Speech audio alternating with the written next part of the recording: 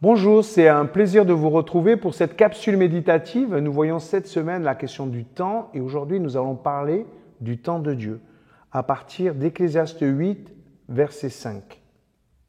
Celui qui obéit ne se mettra pas dans un mauvais pas, mais le sage a la conviction qu'à un moment donné, il y aura un jugement. En effet, toute action sera jugée un jour parce que la méchanceté des humains est grande. Et si nous nous attendions davantage au temps de Dieu?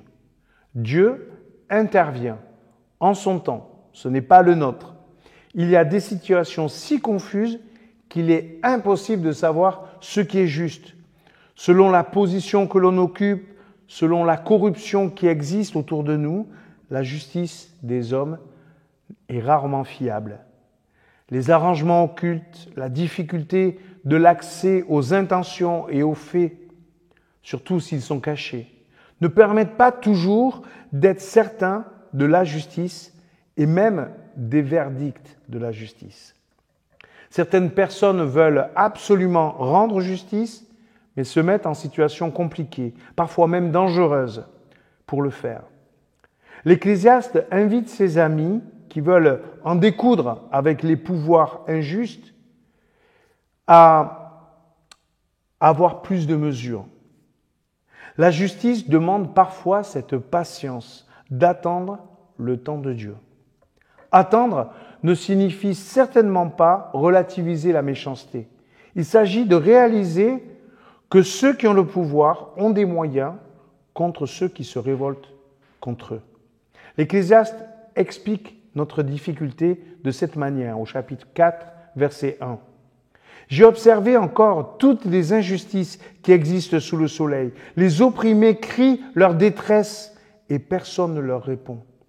Le pouvoir est du côté des oppresseurs et personne ne réconforte les opprimés. » Voilà ce monde, voilà le temps de l'homme, un temps difficile. Comment ne pas désespérer? Et c'est là précisément que la foi intervient. Dieu prendra le relais de notre impuissance en son temps. Il rendra justice contre ces puissants. Il veille à ce que l'injustice ne dépasse pas un certain seuil et réagira au bon moment. L'Ecclésiaste et l'ensemble des Écritures nous révèlent deux convictions. La première, c'est que si Dieu n'intervenait pas, l'injustice prendrait une telle proportion que le monde serait impossible à vivre. Oui, Dieu agit, mais au bon moment. Mais la deuxième conviction, c'est que notre réaction face à l'injustice est aussi ambiguë. Nous collaborons parfois avec l'injustice. Dieu, lui, en revanche, ne fait aucun compromis avec le mal.